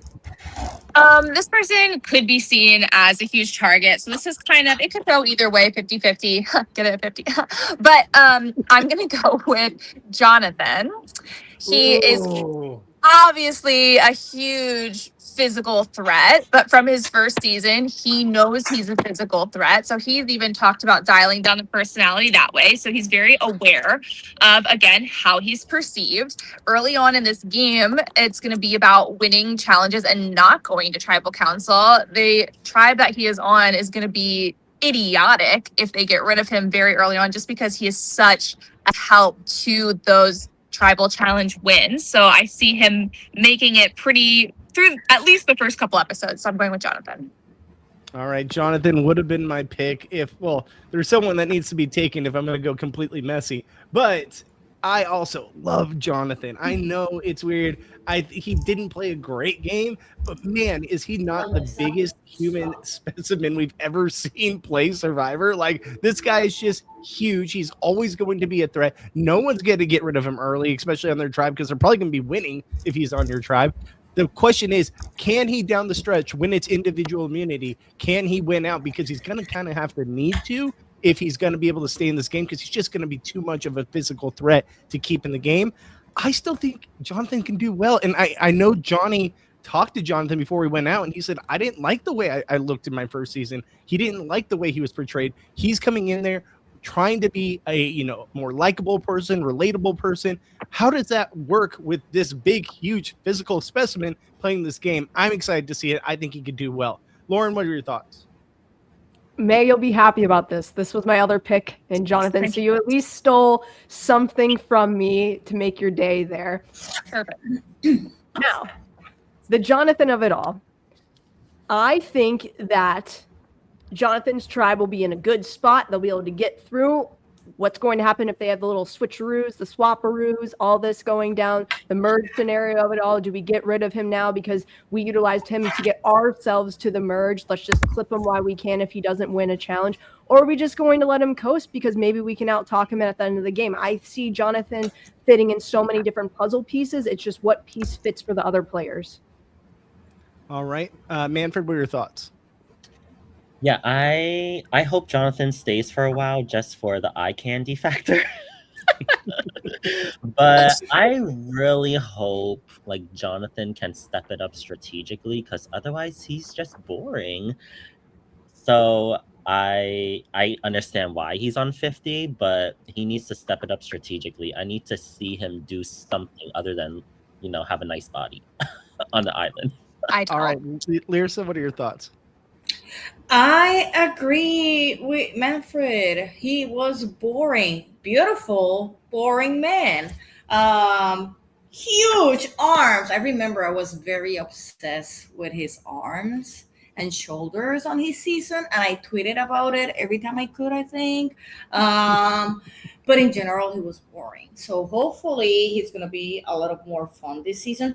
I am concerned regarding Jonathan on the tribe that he is, because we have a lot of like weaker players, but we have fun players at the same time on his tribe. So I hope that they don't prefer to like keep him because he's strong and he's gonna help them win some challenges, and instead like pull somebody like Mike, who gave us great content, right? So I don't know.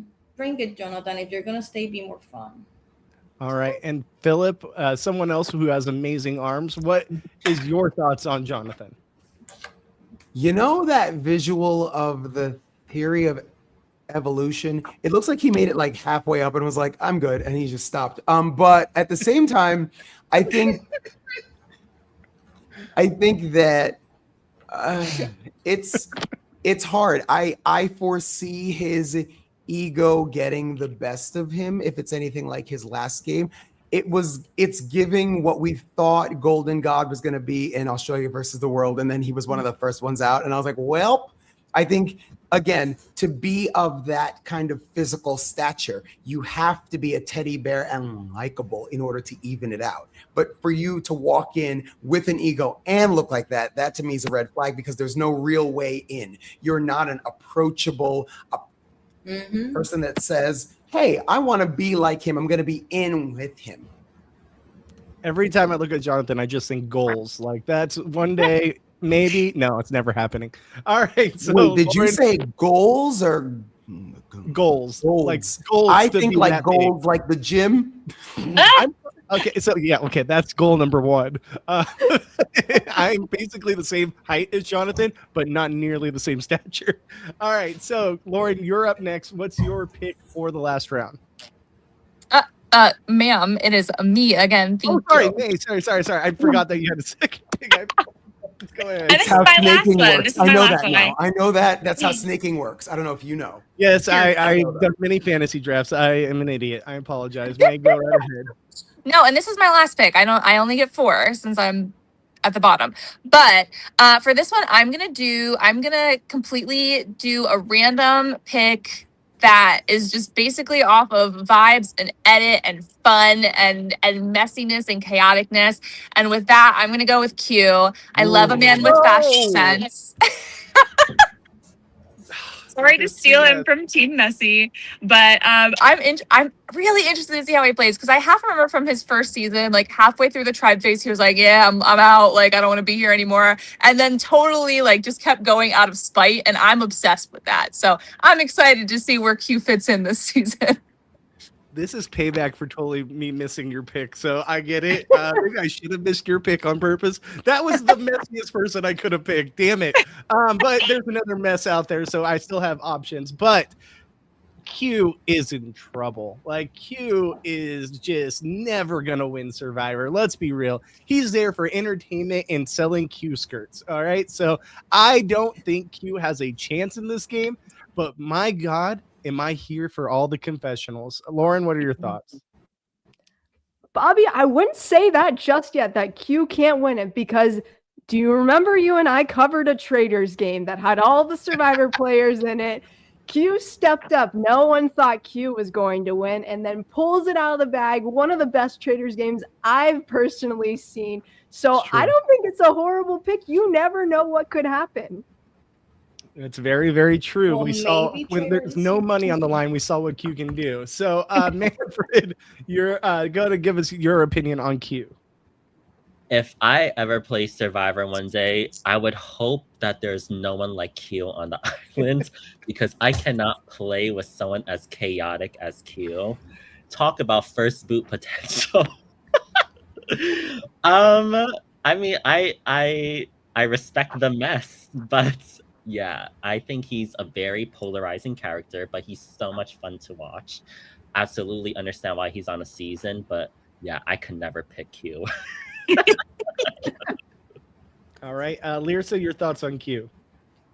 Same. I won't, like, oh my God, he was so messy. Like, he is terrible. I don't think he knows how to play this game. Maybe he was great on that Traders game, and that's his game, but Survivor wasn't. And every week that he stayed there, it aggravated me, because you don't want to be there. You don't want to be there. You're being a dick. Like, why you want to be here? And yeah, it was very frustrating for me as a viewer. I understand that he will bring a lot of chaos if he stays, but yeah, he's not going to win ever. All right, Phillip, what are your thoughts on Q to round us out?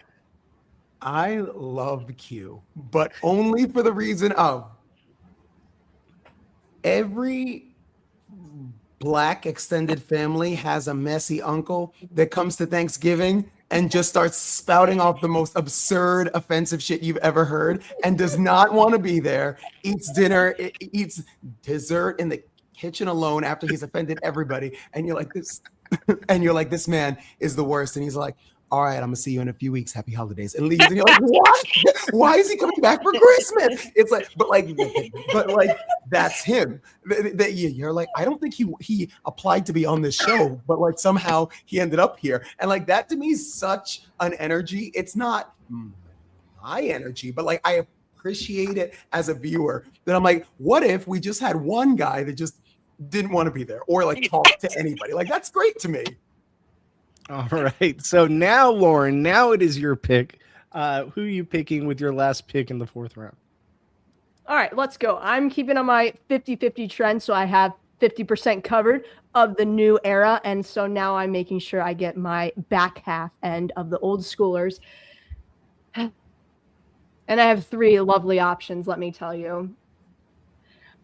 So I am not personally the largest gung-ho person regarding Devins, but I'm going to take Devins off the board because of who is left on the board, thinking winner upside in comparison to what we have left here.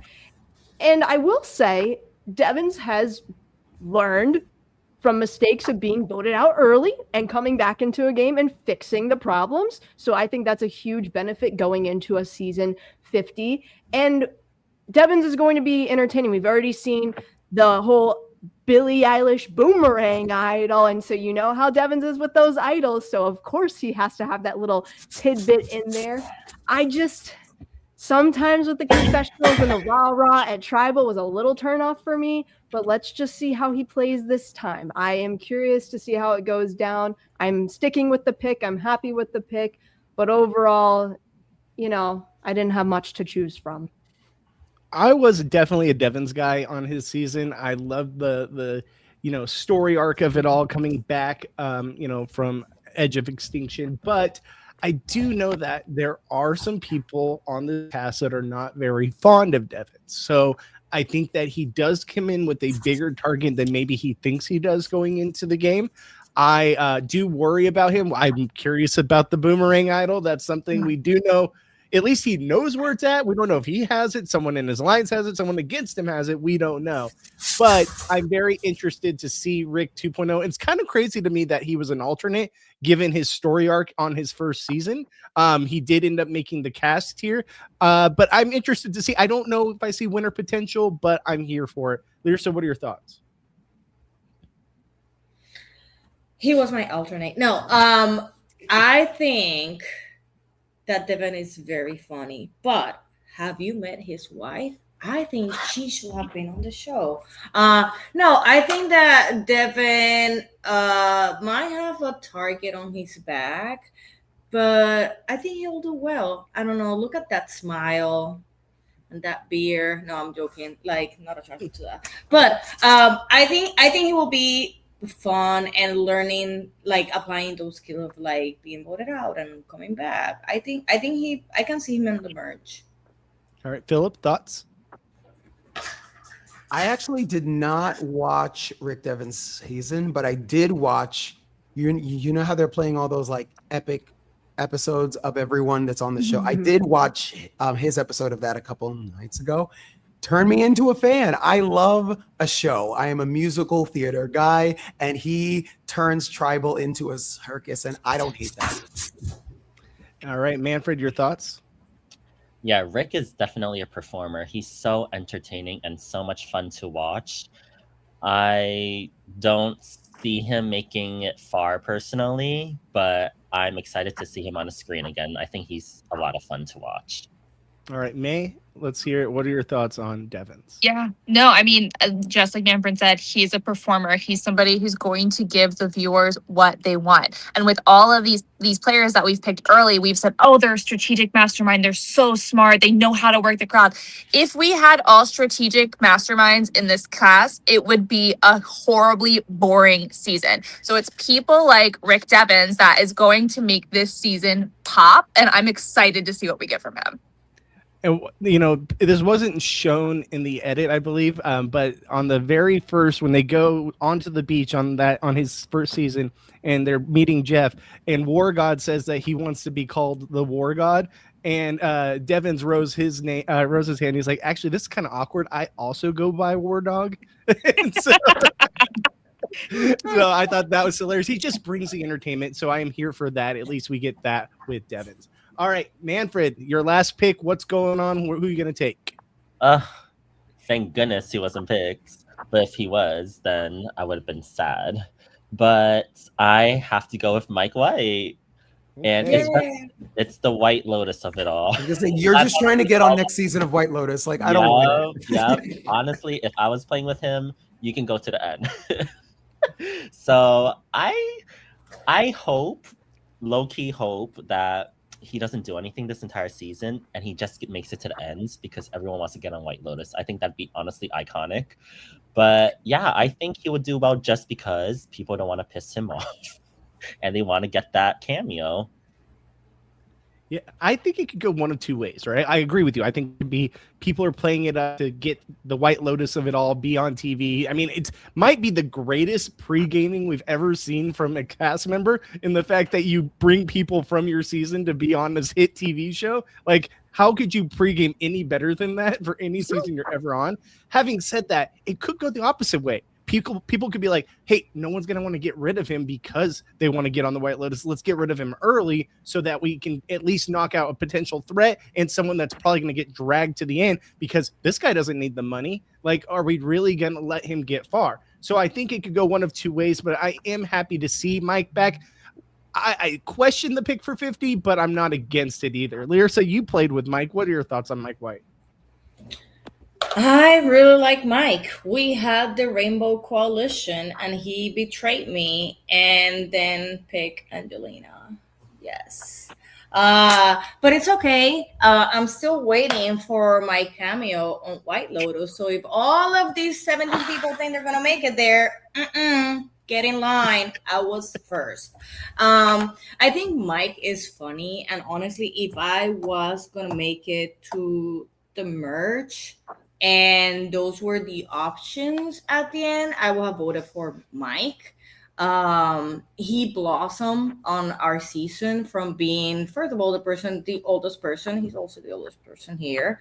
And he plays such a messy game in the beginning. Like disappearing, trying to idol. He didn't have numbers, and then he blossomed and he made it to the end, like from Amazing Race and not the other ventures. So I think that maybe this White Lotus thing might play on his favor, like it did on our season. A lot of people decided to keep him. Nick was one because he was obsessed with School of Rock, and I think Mike will be at least making it to the merge. I have high hopes. Again, I changed my hair for you, Mike, and I haven't received my White Lotus call. So, just saying. May, what's your thoughts on Mike? Yeah, he's definitely someone who's going to give us like fun confessionals. He's going to be someone that we enjoy watching. But as far as like from a game perspective, what is he to people other than that potential maybe call to be on White Lotus? If you're not gonna ally with me in this game, why am I keeping you? So I could see him being somebody that is just cut early on because they don't make strong connections. Phillip, your thoughts? I like him. I don't know. He just looks like a nice man. I would keep him around, but again, in knowing most of the physical challenges in the new era, that's what I get scared for. Where at least I feel like it was a little bit more on equal footing a few years ago when he played, and now it's just straight up like obstacle course, puzzle, you go home, right? Like, so like I don't know if he's going to be able to thrive in any of those. And last but not least, Lauren, what are your thoughts on Mike? Just bring the man a glass of wine ASAP. That's all I need in my life. Right when they enter into the game, stepping onto the beach, hand the wine over, and we're done. I need the clip, and I'm good to go. All right, so it is now my pick. Thank God you guys left me at least one person for Team Messi that is definitely a Messi player. Not my favorite player, but I have to take her because this is Team Messi. No! Give me Emily. How did you not see that coming, Lyrsa? No! You had to have seen that coming. Once Q was gone, I had two options. It was Q or Emily, and Q it, so I had to take her. Pick Ozzy. Ozzy's messy. Ozzy is messy, but is anyone messier than Emily or Q? I don't know. Emily, I will say this. Emily 2.0, second half of the game, played much better. Emily 1.0 is what I want to see on my television screen, and I hope it continues going into this season. I don't care about Emily 2.0. Emily 2.0 has potential to win. Emily 1.0 is a legend of the game because Emily 1.0 is just mess. She's drama. She brings entertainment. Give me that all day. Lyrsa, why were you so upset? Why did you want Emily? Emily on her season, that first episode, I think I even tweeted about it. I hated her so much on that first episode. Like, I'm like, what the fuck is this girl doing here? They need to vote her out. She is impossible. I will have smacked her already. And then they had that conversation. And Emily came back in such a different way. And I'm like, oh my God, I kind of like her. And I started liking her more and more. I got so upset when she got voted out. It's like, it was such a different person. And she changed my perspective on her. You know, like, this is a game that first impressions matter. Right. And my first impression with her was awful. And she found a way to like make it better. I met her at one event and she is the sweetest person too. So I wanted her on my team also because she is a great negotiator and she knows numbers, which I don't know shit about. So yeah, I'm sad. But go Emily, rooting for you. All right, Phillip, your thoughts? I like Emily. I think that like some of my closest friends, I think we can all admit that some of our closest friends were the people we hated initially, that you were like, who is this person? And now you're like, I can't live without them. So like for me, I love Emily. I just think that she had a rough landing, but I bet we all, okay, cool, great. All right, May, what are your thoughts?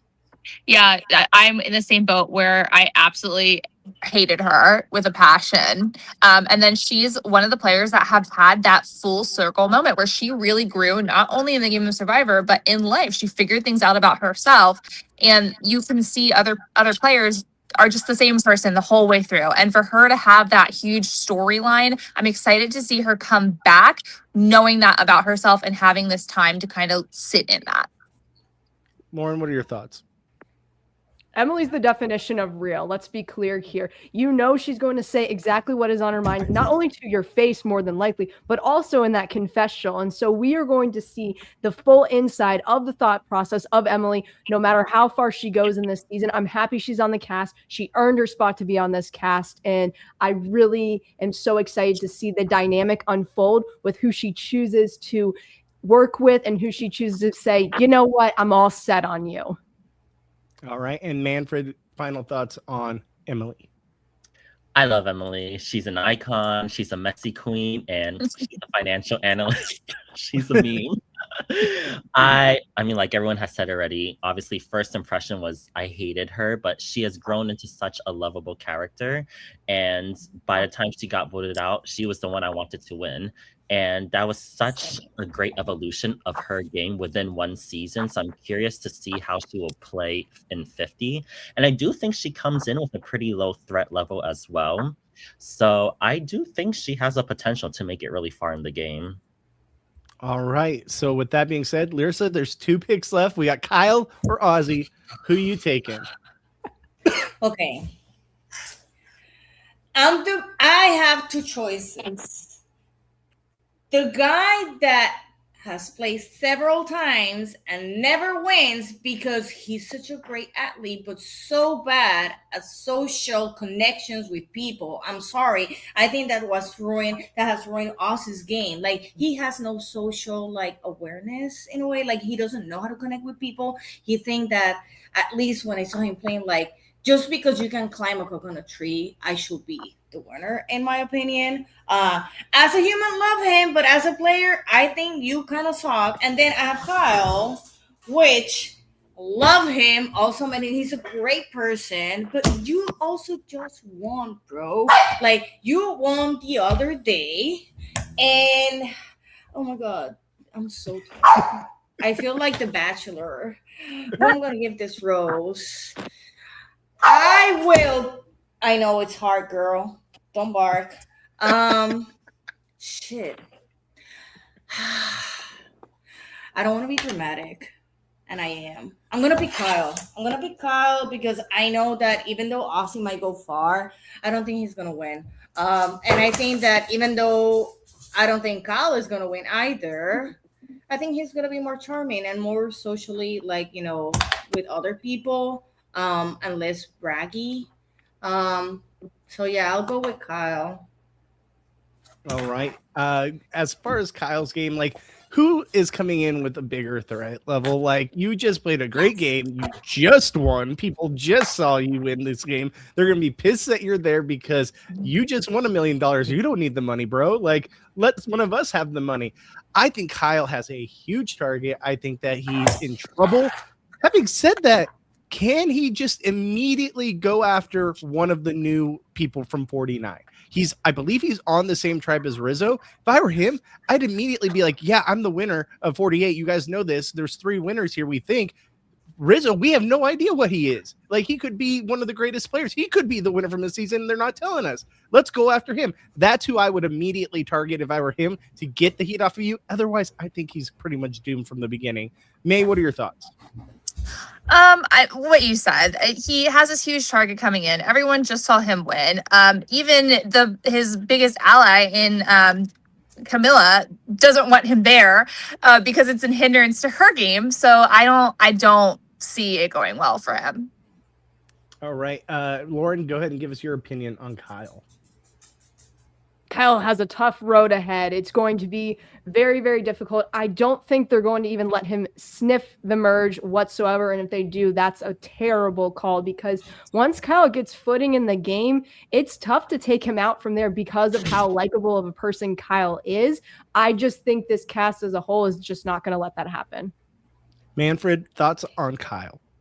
Yeah, I agree. I don't think Kyle has very much longevity in the game. Sure, you can push maybe the 49ers in front of you, but you're going to be the next eventually, and pre-merge too, unfortunately, because I do like the guy. I think he played a great game, but his threat level is just so big, and you just have to take him out early, because you don't want to let him get too far in a game where he does become an asset to someone's game and someone does find value in keeping him around.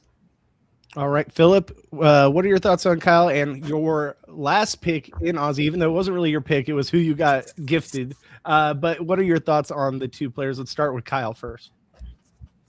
I love Kyle. Super nice guy, super great guy. But at the same time, in looking at him as in a gameplay perspective, he's not a smart investment as far as just knowing what the other players know of him, and his season being the last one that they saw before the island. So like, it's hard. It's definitely hard. It's an uphill battle, but as we know, all the things about Kyle's entire life and existence, it's always kind of been an uphill battle. So like, I think if there were someone that was psychologically and emotionally equipped to do it, it would be him. And Ozzy, I like Ozzy. I like him as an individual, but again, I think his social relationship reading is weird. I think he's a great guy, but that haircut gives... I only have visitation rights once a month. So like, I don't know, but like, either way, this was not a glow up for him, but that's me. All right. And Lyrsa, what are your thoughts on Ozzy? I think I said it all on my pick with Kyle. I don't doubt that he is a great person, right? But he's missing the social aspect of the game. And to me, as a player, honestly, I think it's a very important. Like, we have seen a lot of great people go to the end, but they don't win because they don't have that social aspect. They're assholes. Like, look at Russell. He can find all the idols he wants. They're not going to give money to somebody people can't connect. And I think this is the problem with Aussie. People cannot connect with him on a personal level. And it's super important to connect with people, especially in such a controlled environment that you have the people that you have, right? So I think they will keep him for like all the muscle. Yeah, the haircut, I don't like, but you do you, baby. All right, Manfred, your thoughts on Ozzy? I like Ozzy. I met him once and he was really nice, but game-wise, he plays the same game every single time. And he's already played like 4 times, and he plays that same provider role every single time, the same challenge beast role. And so I do wonder if he is capable of playing a different game, if he has learned anything new. I think he's like one of the icons of Survivors, so I understand why he's on 50, but if he plays the exact same game, then I will be so disappointed. All right, Lauren, your thoughts on Ozzy? Manfred, you talk about the provider role, and so I'm interested to see what Ozzy does with a limited series in terms of a season length, because guess what? You might not have as much time to do the provider role. We've seen some of these people have not even been able to build a full shelter because how quickly the game is moving. So I'm interested to see if the fast-paced game actually could work in Ozzy's favor in comparison to the more slow burn game. All right. And May, what are your thoughts on Ozzy? Yeah, that is interesting, Lauren, because they also have less supplies than they've had in the past to start out. So he's going to have to pivot with that too. Ozzy's actually my first boot picks. Yeah. If I had to put money on who I think would be first boot, I think it's going to be Ozzy if his tribe goes to tribal council. I just think it's going to be people thinking that they're making a big move with a big old school player. And I don't think he has a social game to get himself out of it. So I'm with you guys. Like, I just don't know what we're going to get of Ozzy. Like, what have we not seen before from Ozzy? And granted, he's had so many times he's come so close to winning, and is he still the same physical beast that we have seen in the past? But I just don't know. I don't see it with Ozzy. I don't think this is the cast for Ozzy. I think that this is probably Ozzy's last rodeo. Probably should be. But I would like to see him on a different show, maybe even the Traders, just see what kind of game he plays there, which would be a totally different aspect for him. All right. So with that being said, that ends the draft. I will go over everyone's teams real quick. For Team Phillip, we have Ozzy, Aubrey, Joe, and Savannah. For Team Lyrsa, we have Christian, Dee, Charlie, and Kyle. For Team Bobby, we have Coach, Angelina, Emily, and Rizzo. For Team Manfred, we have Jenna, Sari, Tiffany, Mike, and Lauren. We have Colby, Rick, Devins, Genevieve, Camilla, and last but not least, May, we have Stephanie, Chrissy, Q, and Jonathan. Who will come out on top for season 50? Anything else you guys want to plug while we're still here before we get out of here? No, Lauren, you have anything you want to plug for Beast Games? Well, Manfred, do you want to plug the New York viewing party? Yeah, I mean, Manfred and I are going to be at the New York viewing party, the Bryson Wen party. Super excited to go. Of course, Sandra, most notably known from her run on 99 to Beat, will be there as well. So yeah, come hang out with us. All right. Yeah, you said it all already. There you go. And Lauren, anything for Beast Games you want to promote? Yes, Beast Games content will continue, but we have to just wait a little bit. We're behind with the press, so you have to hold off for them sometimes. So we will make sure we get the content out when we are able to do so. All right. And last but not least, guys, I want you guys to go check out our Survivor content. We're going to have a lot of great stuff here at Reality After Show. Myself, Jonny Fairplay, Matt Bischoff, Phillip Solomon, Lauren Pratt, Wayne Mimit. We're all going to be here. Gabe Ortiz. How can I forget Gabe Ortiz from Survivor 47? We're all going to be here talking all season about Survivor 47, and hopefully we'll have some great guests along the way. Also, if you guys can, check out our Traders content tonight, immediately after the East Coast airing of the Traders episode. Myself, Jonny Fairplay, and Ty from Destination X will be talking all things Traders in the penultimate episode leading into the finale. So with that being said, guys, we appreciate you. Check out our content, hit the like button, hit the subscribe button. We'll see you guys next time. Peace out, guys.